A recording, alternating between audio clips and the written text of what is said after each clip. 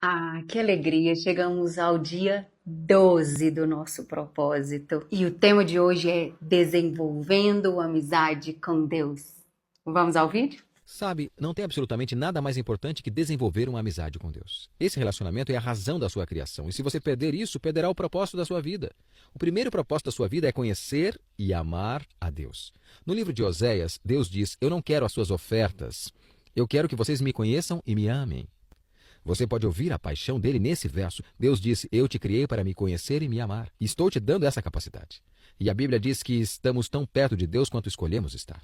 Você não pode culpar ninguém. Se você se sente distante de Deus, faça alguma coisa.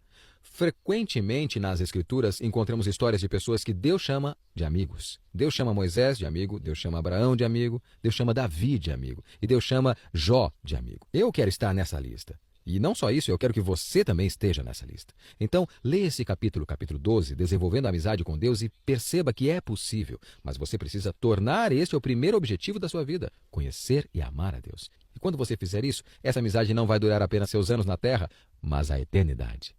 Deus oferece a sua amizade ao justo. Provérbios 3:32. Aproximem-se de Deus e ele se aproximará de vocês. Tiago 4:8. Você está tão perto de Deus quanto escolhe estar. A exemplo do que ocorre em qualquer amizade, você deve se esforçar para desenvolver o relacionamento com Deus.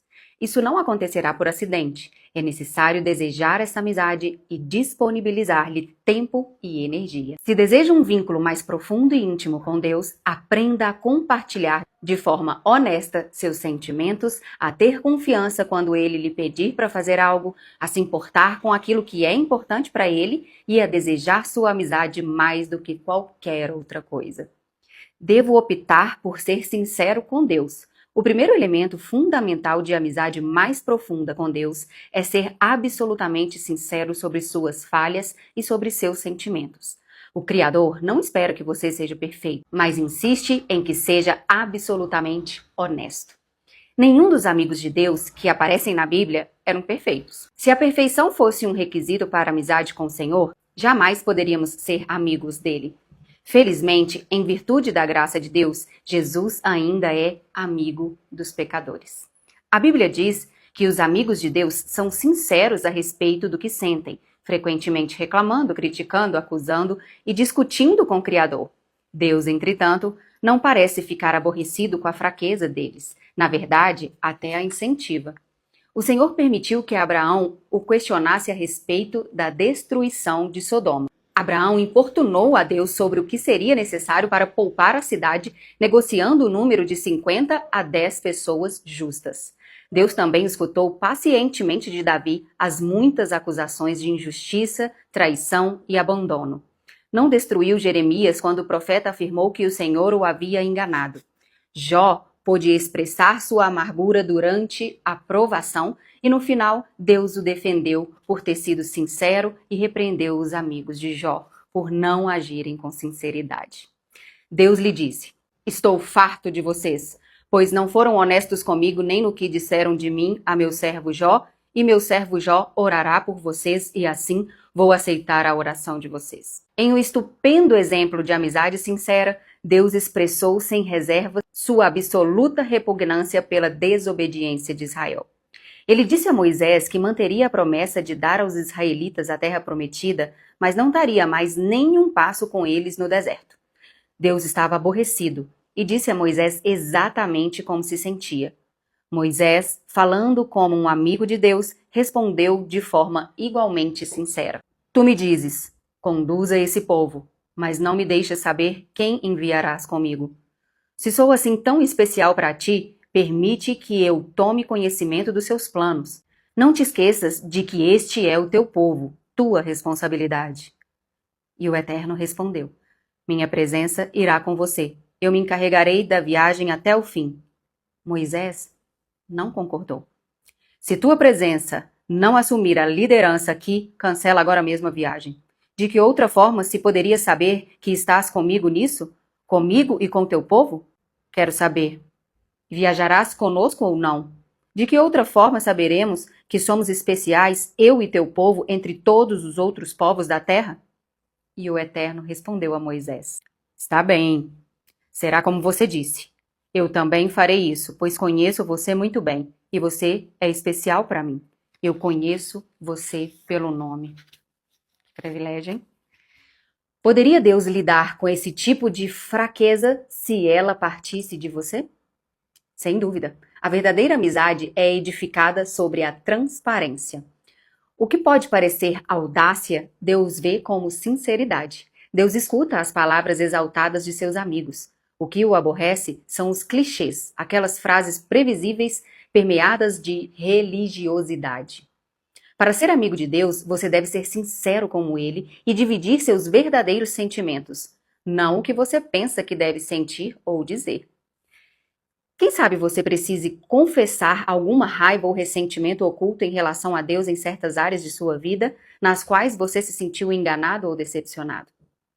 Até que tenhamos amadurecimento suficiente para compreender que o Senhor usa todas as coisas ao nosso bem, abrigamos ressentimentos em relação a Ele por causa da nossa aparência, formação, orações não respondidas, mágoas do passado e outras coisas que mudaríamos se fôssemos Deus. As pessoas frequentemente o ocupam por mágoas causadas por outras pessoas. Isso resulta no que chamamos de seu rompimento oculto com Deus. A amargura é a maior de todas as barreiras para a amizade com Deus. Por que eu iria querer ser amigo de Deus se Ele permitiu isso? O antídoto é claro, é perceber que o Senhor sempre age em nosso benefício, mesmo quando sofremos e não conseguimos entender o que está acontecendo. Livrar-se dos ressentimentos e revelar o que sentimos, no entanto, são os primeiros passos para a cura. A exemplo do que faziam os amigos de Deus na Bíblia, diga a eles exatamente como você se sente. Reflita a respeito de Jó, Asaf, Jeremias e Noemi. Para nos instruir em uma honestidade sincera, Deus nos deu o livro de Salmos, um manual de adoração repleto de linguagens impetuosas, fúria, dúvidas, medos, ressentimentos e sofrimentos intensos, combinados com ações de graças, louvores e declarações de fé. Todas as emoções possíveis estão catalogadas em Salmos. Quando você lê as confissões emocionadas de Davi e de outros compositores, percebe que é assim que Deus quer que você o adore, sem reter absolutamente nada do que sente. Você pode orar como Davi. Derramo diante dele as minhas queixas e conto-lhe todos os meus aborrecimentos. Estou totalmente abatido. É animador saber que todos os amigos íntimos de Deus, como Moisés, Davi, Abraão, Jó, entre outros, defrontaram-se com dúvidas. Em vez de mascarar seus receios com frases feitas, eles expressaram sincera, aberta e publicamente. Exprimir as dúvidas pode ser o primeiro passo em direção ao nível seguinte de intimidade com Deus. Devo optar por obedecer a Deus pela fé. Todas as vezes que você confia na sabedoria de Deus e faz tudo o que Ele diz, mesmo sem compreender, sua amizade com Ele se aprofunda. Normalmente, não consideramos a obediência uma característica de amizade. Ela parece mais adequada a um relacionamento com pais, com chefe ou algum superior imediato, mas nunca com um amigo. Jesus, no entanto, deixou claro que a obediência é uma condição para se obter intimidade com Deus. Ele disse: "Vocês serão meus amigos, se fizerem o que eu ordeno." Somos amigos de Deus, mas não somos seus iguais. Ele é o nosso amado líder e o seguimos. Obedecemos a Deus não por obrigação, nem por medo ou imposição, mas porque o amamos e confiamos que Ele sabe o que é melhor para nós. Queremos seguir a Cristo por gratidão a tudo o que Ele faz por nós. E quanto mais de perto o seguimos, mais intensa nossa amizade se torna. Os não cristãos, em geral, pensam que cristãos obedecem por obrigação, culpa ou medo de serem punidos. Mas a realidade é o oposto. Fomos perdoados e libertos, então obedecemos por amor. E nossa obediência nos traz grande alegria. Jesus disse: "Como o Pai me amou, assim eu os amei. Permaneçam no meu amor. Se vocês obedecerem aos meus mandamentos, permanecerão no meu amor, assim como tenho obedecido aos mandamentos de meu Pai, e em seu amor permaneço." Tenho dito essas palavras para que minha alegria esteja em vocês e a alegria de vocês seja completa. Observe que Jesus espera de nós o mesmo comportamento que ele tem com o Pai. que é o modelo para o nosso relacionamento com o Filho. Foi por amor que Jesus realizou tudo o que o Pai lhe pediu. A verdadeira amizade não é passiva, é atuante. Quando Jesus nos pede que amemos o próximo, ajudemos os necessitados, dividamos nossos recursos, conservemos nossa vida irrepreensível, perdoemos e levemos outras pessoas a Ele, o amor nos estimula a obedecer imediatamente. Em várias ocasiões, somos desafiados a realizar grandes coisas para Deus. Na realidade, o Senhor fica mais satisfeito quando fazemos pequenas coisas para Ele espontaneamente. Elas podem passar despercebidas para outras pessoas, mas Ele as observa e as considera atos de adoração.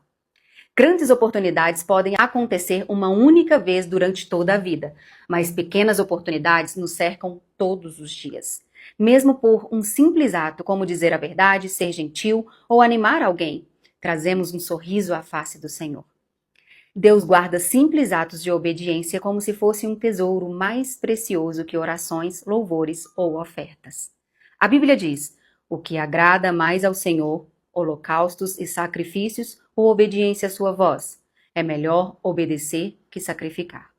Jesus iniciou seu ministério público com a idade de 30 anos ao ser batizado por João.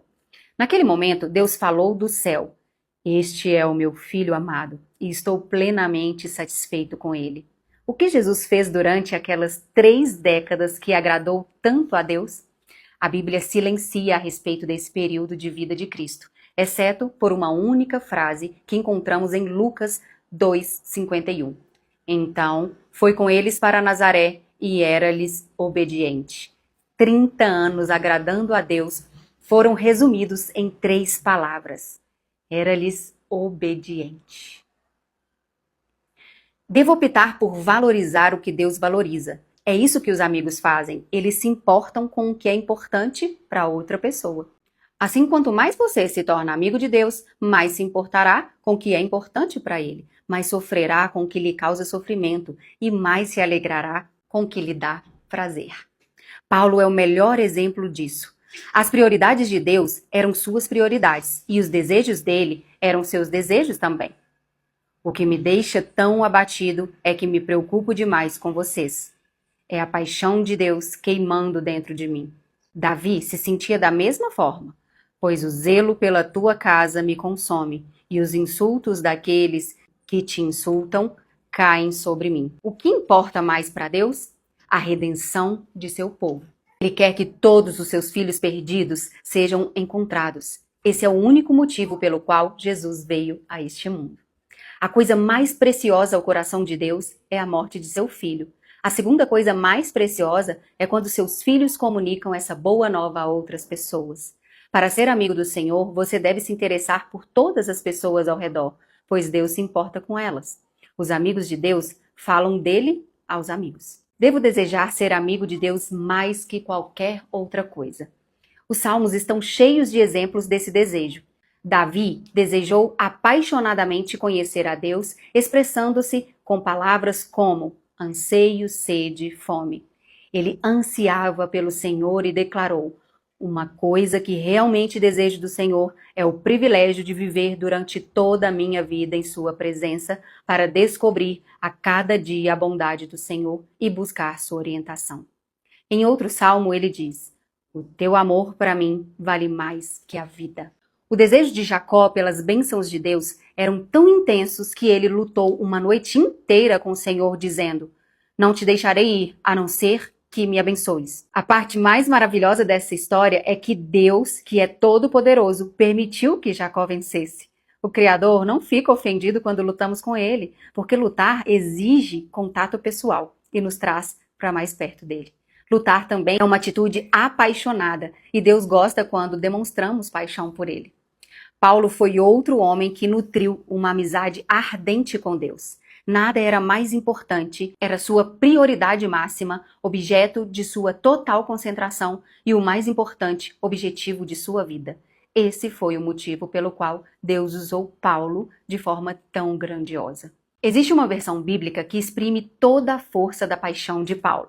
Meu firme propósito é que eu possa conhecê-lo e que possa conhecê-lo cada vez mais profunda e intimamente, percebendo, reconhecendo e compreendendo as maravilhas de sua pessoa com mais clareza e intensidade. A verdade é, você está tão perto de Deus quanto escolhe estar.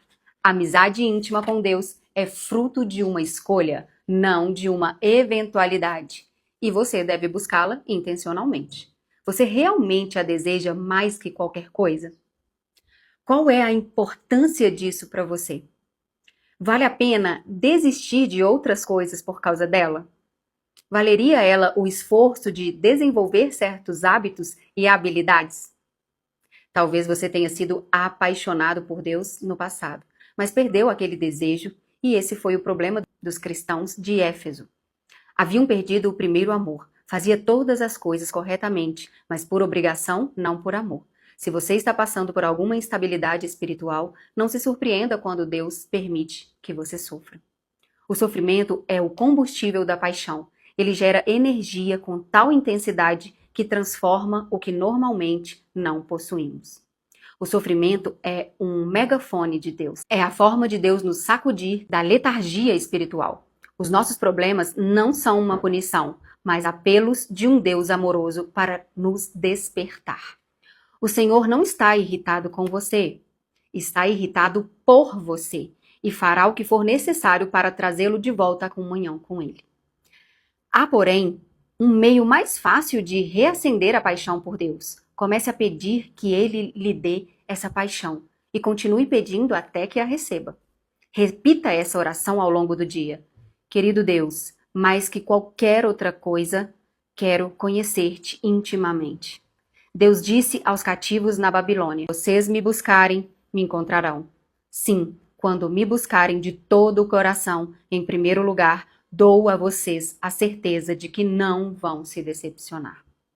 Seu relacionamento mais importante. Não há nada, absolutamente nada, mais importante que fazer amizade com Deus. Esse é um relacionamento que durará para sempre. Paulo disse a Timóteo: algumas dessas pessoas perderam a coisa mais importante da vida. Elas não conhecem a Deus. Você perdeu a coisa mais importante da vida? Pois pode fazer algo a respeito agora mesmo. Lembre-se, a escolha é sua. Você está tão perto de Deus quanto escolhe estar.